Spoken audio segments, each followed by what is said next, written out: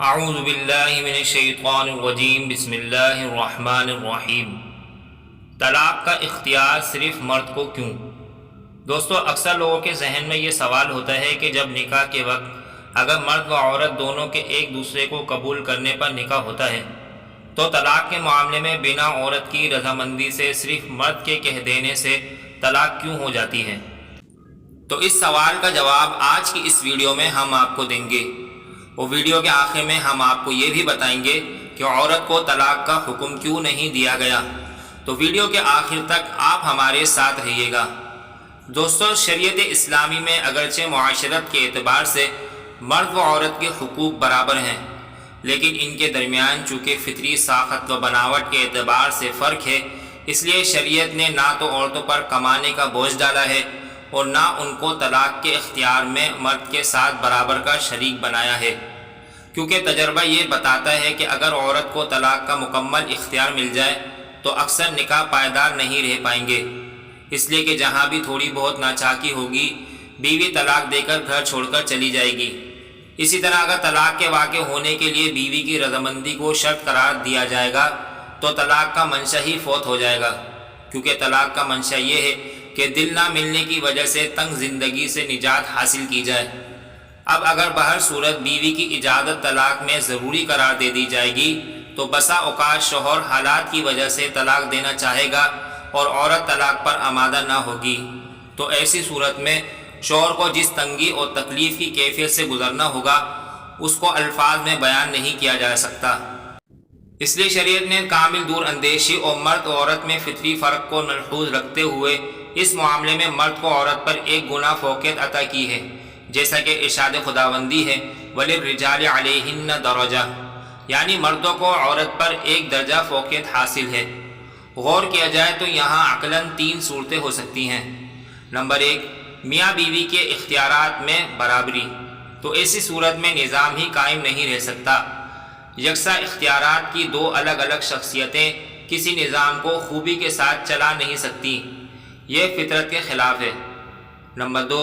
عورت کے اختیارات کا زیادہ ہونا، تو عورت کی طرف سے صنفی کمزوری کی وجہ سے اختیارات کے غلط استعمال کا امکان زیادہ رہتا ہے، جو بالکل واقعی ہے۔ اس کے لیے کسی الگ دلیل کی ضرورت نہیں ہے۔ نمبر تین، مردوں کو عورت پر فوقیت، یعنی انتظامی اعتبار سے مرد کو عورت پر فوقیت دی جائے اور اسے قوام یعنی ذمہ دار بنایا جائے۔ اسی کی تائید قرآن کریم میں ان الفاظ میں کی گئی ہے الرجال قوامون علی النساء بما فضل اللہ بعضهم علی بعض وبما انفقوا من اموالہم۔ مرد عورتوں پر حاکم ہے اس واسطے کہ اللہ تعالیٰ نے ایک کو دوسرے پر فضیلت عطا فرمائی ہے، اور اس لیے کہ مرد عورت پر اپنا مال خرچ کرتے ہیں۔ گویا کہ کفیل ہونے کے اعتبار سے بھی مردوں کا درجہ بڑھا ہوا ہے، جو بالکل معقول ہے۔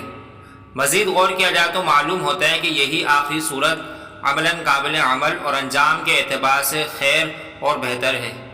اس لیے کہ مرد عام طور پر عورت کے مقابلے میں بہرحال زیادہ سوجھ بوجھ رکھتا ہے اور سوچ سمجھ کر فیصلہ کرتا ہے۔ اور رہی بات بعض مردوں کے غلط فیصلوں کی، تو ان بعض مردوں کے غلط فیصلوں کی بنا پر یہ اصول ٹوٹ نہیں سکتا، اس لیے کہ اصل اعتبار غالب اور اکثر کا ہوتا ہے، اور واقعتاً صنفی حیثیت سے مردوں میں صبر و تحمل و بصیرت کی استعداد عورتوں کے مقابلے میں زیادہ رکھی گئی ہے، اور اس قدری اختلاف میں بھی اللہ تعالیٰ کی قدرت کاملہ اور حکمت بالغہ کی کاریگری کار فرما ہے۔ لیکن ساتھ میں مردوں کو یہ تنبیہ کی گئی ہے کہ طلاق حلال باتوں میں اللہ تعالیٰ کو سب سے زیادہ ناپسندیدہ ہے، اس لیے مردوں کی ذمہ داری ہے کہ صبر و تحمل سے کام لیں اور طلاق کے اختیار کو صرف ناگزیر حالات میں شریعت کے بنائے ہوئے طریقے کے مطابق ہی استعمال کریں، کیونکہ بلا وجہ اور غیر شرعی طریقے پر طلاق دینے کی جو مفاسد ہیں وہ سب کے سامنے ہیں۔ طلاق کا اختیار صرف مردوں کو ہے، یہ ہوئی اس کی ظاہری مصلحتیں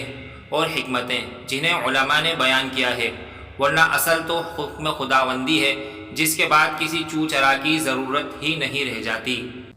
صدقہ جاریہ کے طور پر ویڈیو کو شیئر کریں۔ مزید اسلامی اور معلوماتی ویڈیوز کے لیے ہمارے چینل کو سبسکرائب کریں تاکہ ہماری آنے والی ہر نئی ویڈیو سب سے پہلے آپ کو مل سکے۔ شکریہ۔